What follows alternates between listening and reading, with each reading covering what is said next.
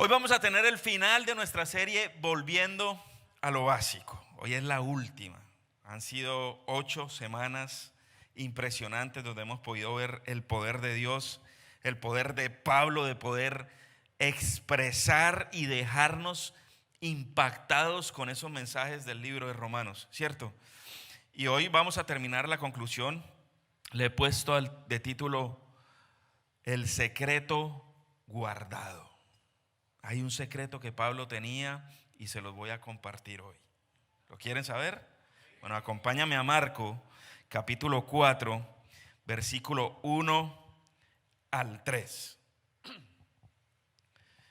Te lo van a poner en la pantalla y si no lo vamos a ver en tu teléfono o en tu Biblia de papel, ojalá.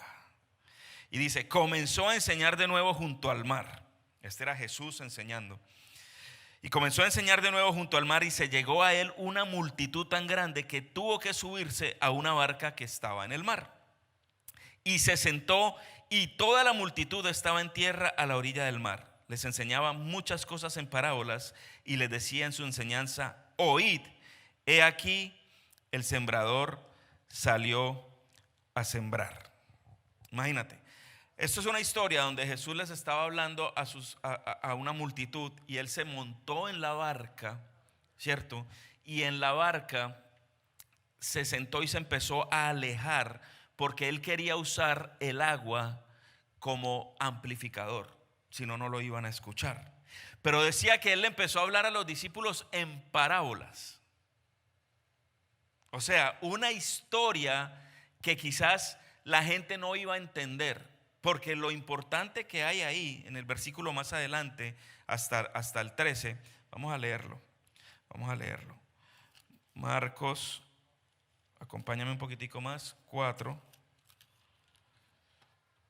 del 1 al 13. Quedamos en el 3. Entonces dice, y accediéndose el tentador le dijo, si eres hijo de Dios, di que estas piedras se conviertan en pan. Pero él reprendiendo dijo, escrito está, no solo de pan vivirá el hombre, sino de toda palabra. ¿Estoy leyendo lo correcto? No, estoy en Mateo, mira, ya las gafas me hacen falta. Mateo, Marcos 4. Mateo 4, versículo 3. Oíd, he aquí el sembrador salió a sembrar, y aconteció que al sembrar una parte de la semilla cayó junto al camino, y vinieron las aves y se las comieron. Otra parte cayó en un pedregal. Dile al del lado, pedregal. No seas pedregal. Pedregal, donde no tenía mucha tierra y enseguida brotó por no tener profundidad de tierra. Pero cuando salió el sol se quemó y por no tener raíz se secó. Otra parte cayó entre espinos y los espinos crecieron y la ahogaron y no dieron fruto. Y otras semillas cayeron en buena tierra y creciendo y desarrollándose dieron fruto y produjeron 1 a 30, otros a 60 y otros al 100 por uno. Y él les decía, el que tiene oídos para oír, que oiga.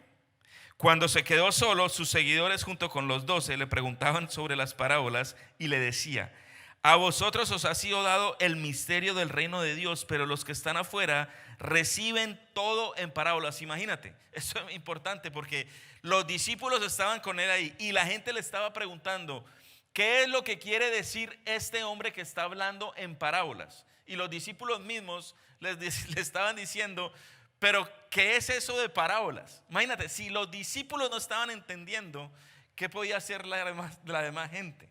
Y él les decía, tengan cuidado, porque si tú no escuchas esto, si tú no entiendes esta parábola que te voy a decir, tú no vas a entender nada. Tú no vas a entender nada por el cual nosotros fuimos llamados y el propósito que tenemos acá.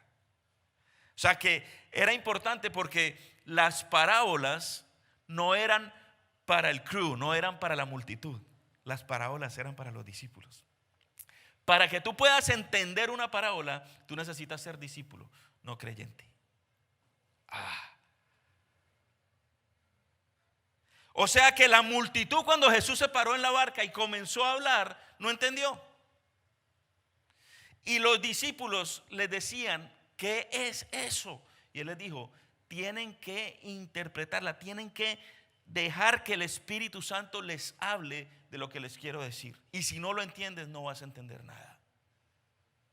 O sea que necesitas ser discípulo para que puedas entender las parábolas de Dios.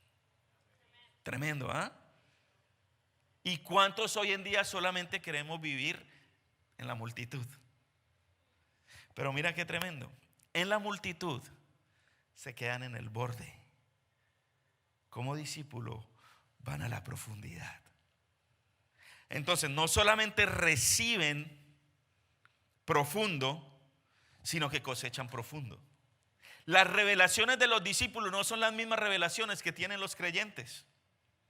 Porque en la orillita estamos conformes. En la orillita la agüita nos da acá y estamos tranquilos. Aquí yo no me voy a ahogar. Pero Dios quiere que vayamos profundo para que en todo momento confiemos en Él. Porque en la orillita yo tengo el control. En la orillita yo sé que nada me va a pasar. Es más, si yo estoy con mis hijos en la orillita no pasa nada. Pero cuando mis hijos empiezan a ir a la profundidad, tú te empiezas a preocupar. Empiezas a decir, bueno, ahora sí tengo que poner cuidado porque ya están yendo a lo profundo. Ahí van a encontrarse con otras cosas que acá no. ¿Estamos hasta ahí? Yo me acuerdo, desde muy pequeño, siempre me llamó la atención estos hombres que predicaban. Siempre me llamó la atención la prédica. Entonces yo ponía la televisión y veía predicadores y a mí me impactaba. Yo decía, wow, qué tremendo poder pararse ahí y qué responsabilidad tan grande hablarle a la gente de Dios. Era algo espectacular desde muy pequeñito. Y yo ponía por cable desde Colombia un canal que se llama TVN y empezaba a verlo y veía a Benny Hinn, veía a estos grandes hombres hablar.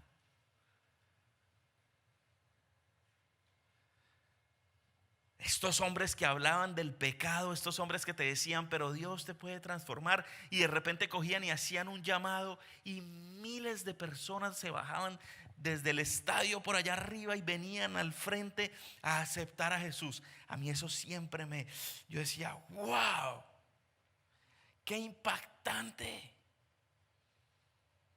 Y siempre me llamó la atención eso.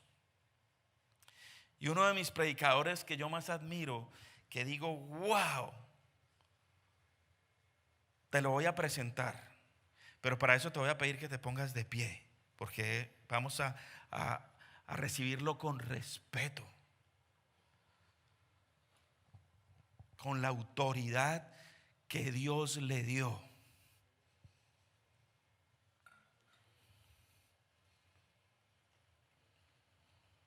Esto es un momento sublime. Ojalá tuviera un espejo para poderte ver la cara, porque el mayor predicador que admiro y que está en la tierra eres tú mismo. Ojalá pudieras sacar un espejo y decir, ese predicador lo admiro, es valioso, es escogido. Ya te puedes sentar. Tú eres el predicador más importante y escogido por Dios para hacer un cambio y transformar este mundo. El problema es cuando tú esperas que ese predicador sea yo, o que ese predicador sea el de TVN, o ese predicador que se quita la chaqueta y te hace así, te tumba. Que como me gustaba o me gusta. Tú eres el mayor predicador. Algunas veces yo siento que cuando termino de predicar acá, la gente se me acerca y me dice, wow, Gaby, qué enseñanza tan brutal, ¿qué estás haciendo diferente? La realidad es que yo no he hecho nada diferente. El que ha hecho algo diferente eres tú, que ese día llegaste con las ganas de escuchar lo que Dios tenía para ti. La diferencia no la hago yo, la diferencia la haces tú. Ese día tú dijiste: me voy a disponer a escuchar la voz de Dios. No voy a pensar en mi esposo, no voy a pensar en mi esposa, no voy a pensar si tengo hambre, a dónde voy a ir, cuánta gente hay, si están transmitiendo, si no están transmitiendo. Tú eres la mejor prédica y tú eres la mejor disposición para escuchar lo que Dios tiene. Ese es uno de los secretos más grandes, porque hay una diferencia en escuchar y hay una diferencia en oír. Muchos oímos, pero no todos escuchamos. Oímos es cuando alguien te dice algo y tú le dices sí, cómo no, pero sales y haces completamente lo contrario. Yo sé, no tiene la respuesta. Pero escuchar es cuando tú atentamente pones tus dos oídos y escuchas atentamente y evalúas y haces lo que Dios te está diciendo. Eso es escuchar. Escuchar es cuando te sientas con un señor de canas y escuchas la sabiduría y tú dices: yo voy a aprender por su experiencia y no por mi golpe que yo me quiero dar. Yo voy a aprender por experiencia y no por trituración, porque igual vas a aprender. Pero aquí Jesús le dijo a los discípulos: el que escuche, que oiga.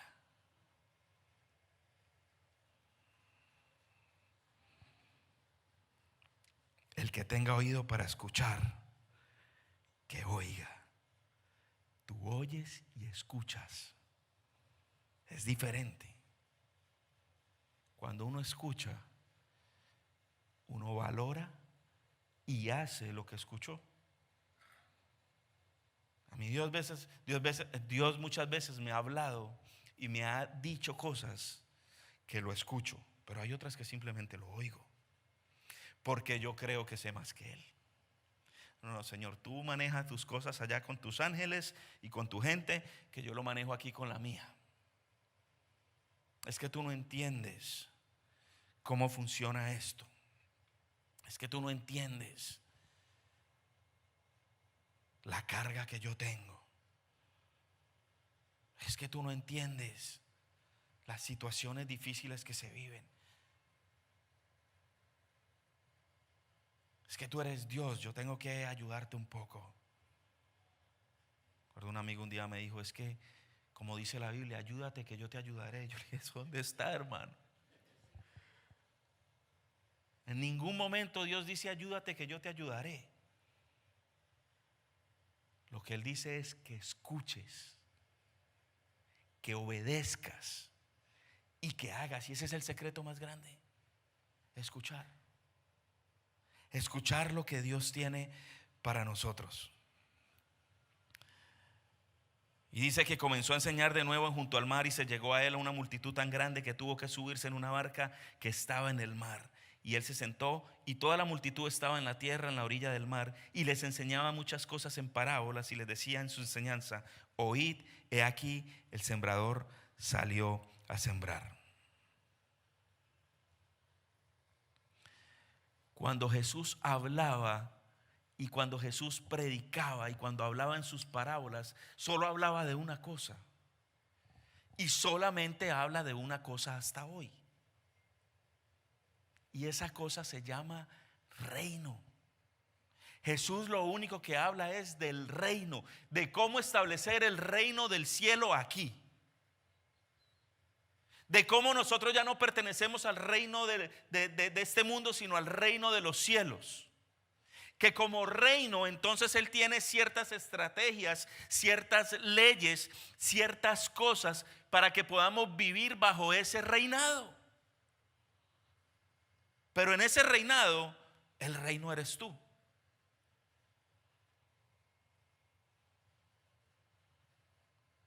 En ese reinado, el rey es Él.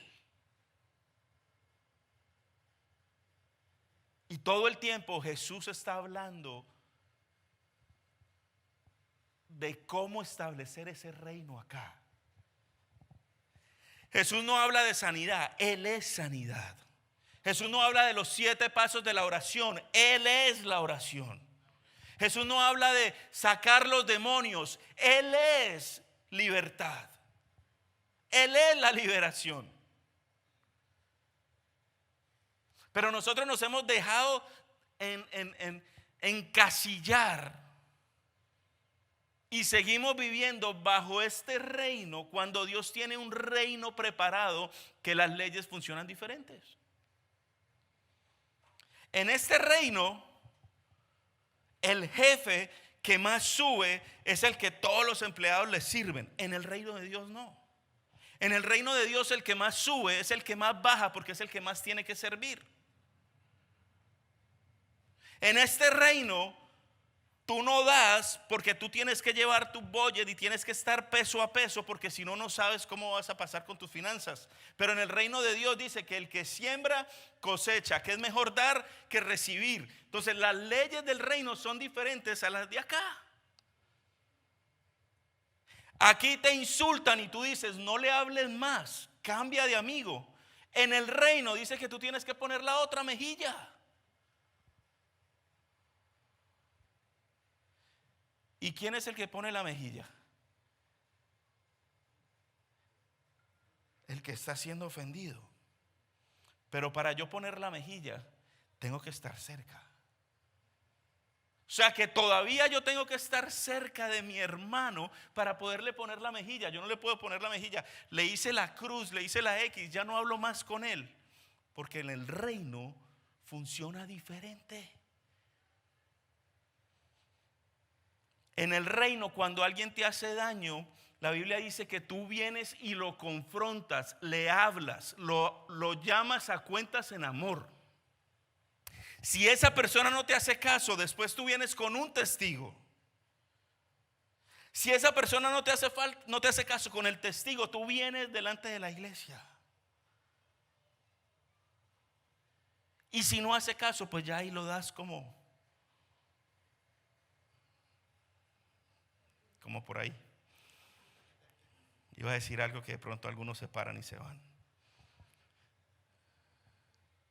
Pero ¿cuántos hacemos eso en el reino?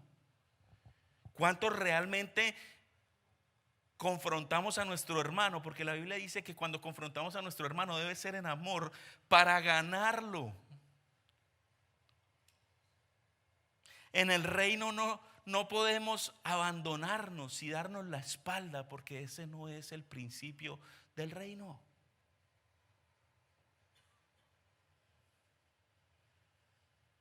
Nos hablamos, nos confrontamos y nos ganamos el uno al otro. Porque en el reino no nos chismeamos como en este reino. Hablas de tu jefe, hablas del que te hizo mal, hablas del que no te cae bien, del que no se viste como tú, del que no habla como tú, del que no hace las cosas como tú. Y en el reino escuchamos. Cuando nos habla nuestro hermano que nos ama, nosotros escuchamos. Pero nosotros, en lugar de saber que vivimos en el reino y que nos están amando, que nos están confrontando, decimos me están juzgando, me están señalando, pues no vuelvo, me voy. Ese no es el reino. En el reino estamos llamados los unos a los otros a amarnos, a cuidarnos, a hablarnos verdad. Es lo más difícil, porque es difícil sentarse con alguien y decirle, mira, ¿sabes qué? Te quiero decir algo. Pero yo te voy a ser honesto, en mi caso, y puedes preguntarle a los que se han sentado conmigo, en mi caso, cuando alguien me viene a hablar y a confrontar, en lugar de yo ponerme bravo, yo me siento amado. Y hay algunas que tienes que tragarte una pepa dura,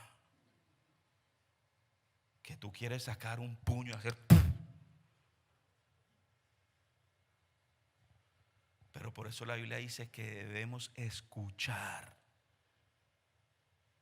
Porque cuando a mí me confrontan, yo puedo oír para responder. Porque yo puedo voltear la mesa. Yo era un experto volteando la mesa, sobre todo cuando Cari venía a confrontarme. Cuando Cari venía a confrontarme, yo podía voltear la mesa. Y le decía, no, espérate. Yo era el culpable. Yo fui el que hice mal. Pero le volteaba la mesa y ella terminaba pidiéndome perdón. Tenía esa capacidad. Entonces debemos escuchar. Pero estamos acostumbrados a señalar, a oír. Mira lo que dice Jeremías 33:3. Clama a mí y yo te responderé y te revelaré las cosas grandes e inaccesibles que tú no conoces.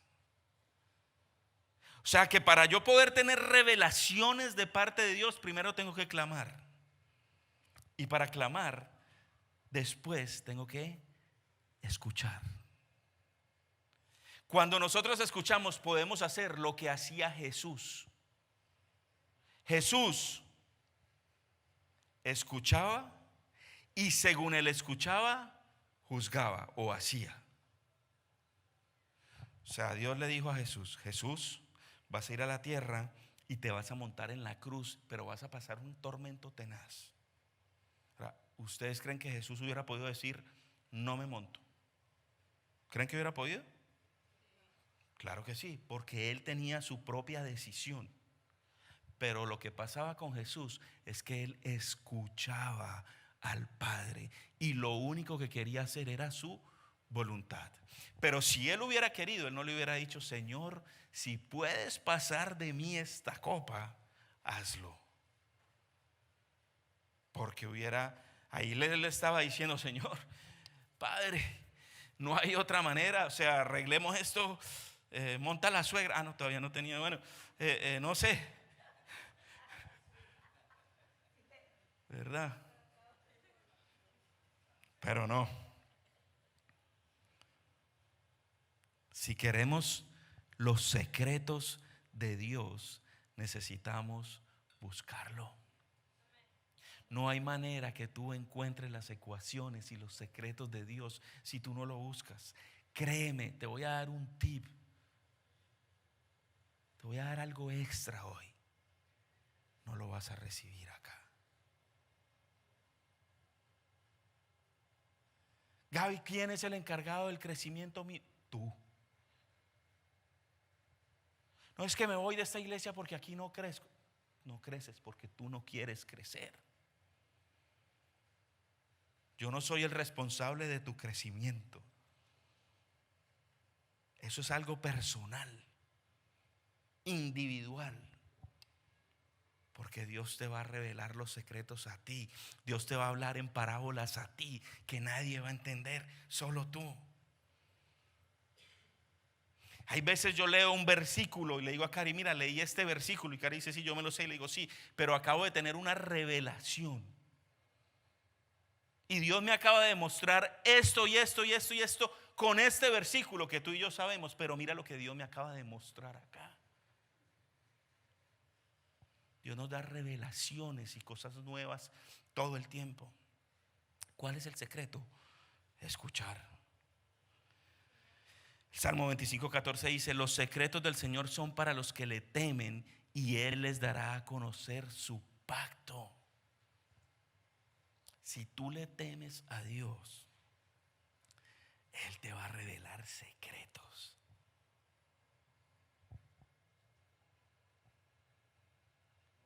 La gente dice, wow, Gaby, ¿qué es eso? Que hay veces Cari comienza a hablar en lenguas raras. Mis hijos al principio le decían, empezaste a hablar chino, porque no entendían. Pero ¿qué hace que nosotros podamos venir acá y profetizar en tu vida y hablarte de las profundidades de tu corazón? No es porque yo tengo un don mágico, no es porque yo soy espiritista, no es porque yo soy, yo qué sé. Es porque en el secreto Dios me revela cosas. Y en mi relación con Dios, Dios me da la capacidad de revelarte a ti las profundidades de tu corazón cuando tú debes escuchar algo. Dios me usa, yo soy un instrumento, no el que lo está haciendo. Pero así como lo hago yo, lo puedes hacer tú. Porque es para los discípulos. Tú eres un discípulo. Dios no dijo, yo vine para los creyentes. Yo vine para llevar la gente al cielo. No. Él vino para ser discípulos. Y nos dejó esa responsabilidad y esa tarea a ti y a mí. Pero para eso yo debo escuchar.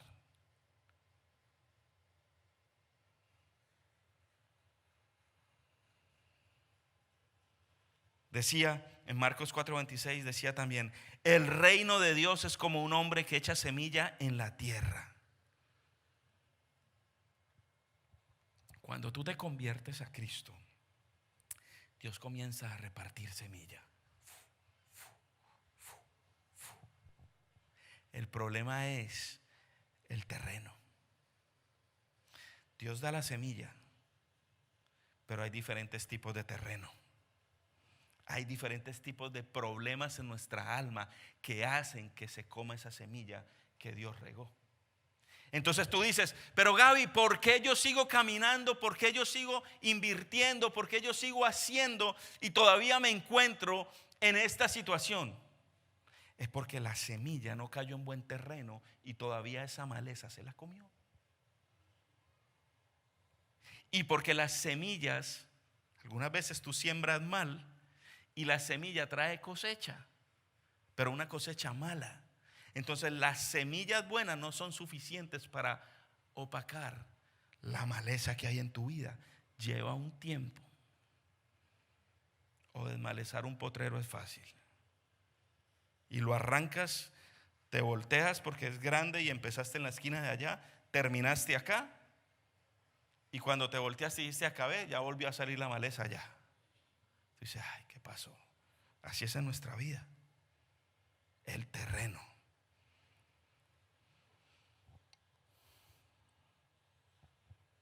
El terreno depende de nuestra alma.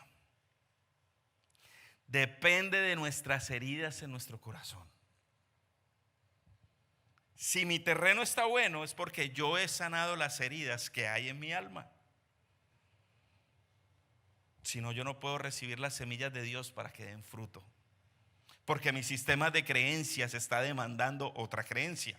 Entonces Dios te da una semilla y tú dices, no, eso no es así. Si das, recibes. No, eso no es así, yo tengo que guardar todo en el banco. Entonces el problema no es la semilla, Dios te está dando la semilla. El problema es que el terreno no es fértil. No, donde tú pongas las manos se sanarán. Eso es una semilla que Dios te está dando. Pero tú dices, no, a mí me da miedo, yo no voy a hacer eso, eso es para los pastores. Dios te tira una semilla y te dice, tú debes amar al prójimo. Tú dices, no, pero es que el que la hace la paga. Ojo por ojo, diente por diente. Entonces el terreno se come las semillas que Dios te está dando. Y financieramente es igual. Se te come de maleza tus finanzas. Porque las emociones, el alma son las creencias, son las emociones, son la voluntad. Eso es el alma. Y nosotros tenemos diferentes tipos de alma que son los terrenos del que te estoy hablando. Te los voy a nombrar para terminar. El primer terreno que te quiero hablar es el alma callosa.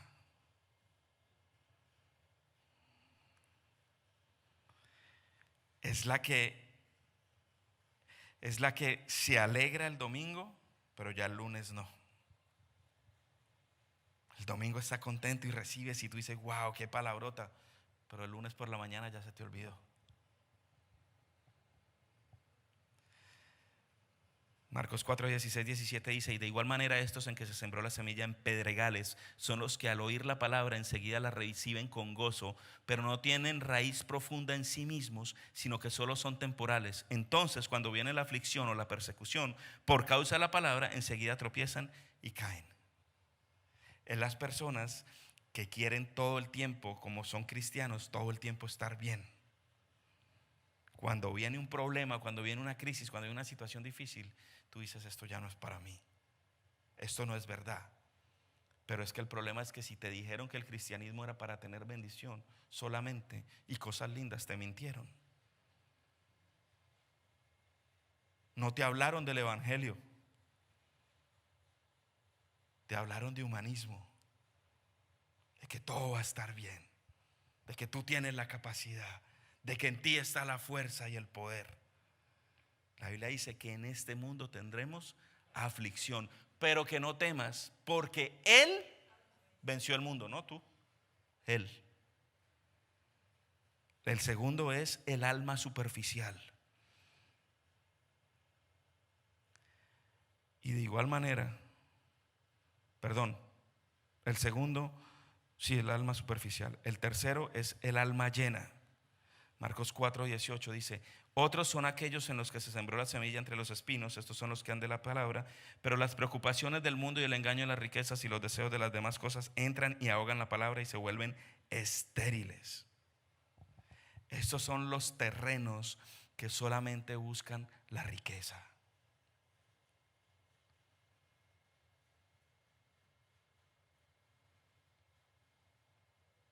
Solamente los que buscamos riqueza, los que buscamos bendición, los que buscamos solamente estar bien. Es la que las preocupaciones del mundo nos afanan tanto que empezamos a resolver por nuestros propios medios. Es en la que nos convertimos egoístas y se nos va el agradecimiento. Cuando se te olvida lo que Dios hizo por ti ayer. Y el último es el alma fructífera. Y otros son aquellos en que se sembró la semilla en la tierra buena, los cuales oyen la palabra, la aceptan y dan fruto. Unos a 30, unos a 70 y otros al 100 por uno. Cuando nosotros recibimos la palabra y escuchamos, nuestro terreno es fructífero. Ya no nos preocupa nosotros, sino que nos preocupa los demás.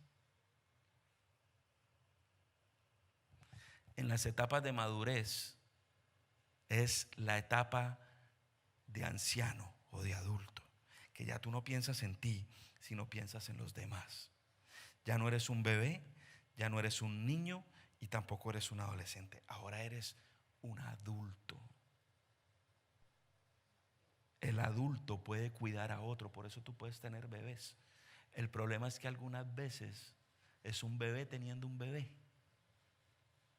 porque en nuestro estado de madurez no hemos avanzado, porque algún trauma o alguna situación difícil nos quedamos ahí. Entonces, lloras cuando tienes hambre, cuando tienes frío. Pío, pío, los pollitos, dice.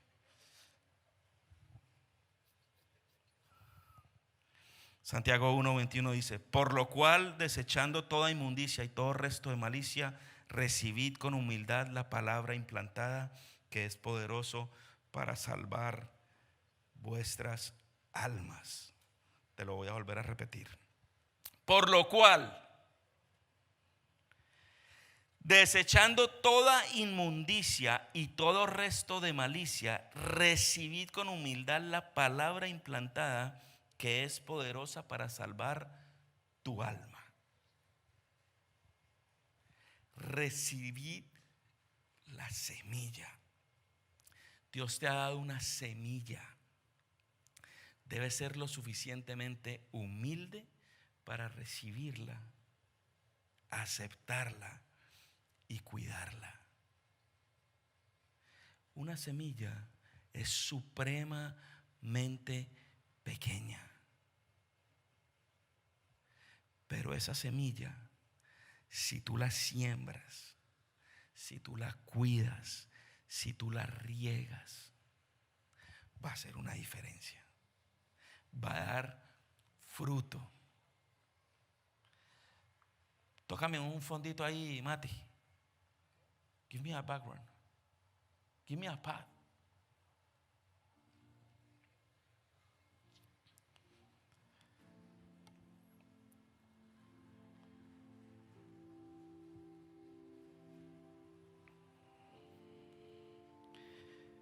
Yo siento que desde que arrancó el servicio, Dios comenzó a dar semilla. Por eso, simbólicamente, estiramos nuestras manos. Porque de ti depende el terreno que tú quieres ser. Tú puedes ser un terreno pedregoso. Tú puedes ser un terreno espinoso. O tú puedes ser un terreno que da fruto. Mi pregunta es, ¿qué terreno eres tú? ¿O qué terreno quieres ser? Yo le digo, Señor, déjame hoy ser un terreno deseable.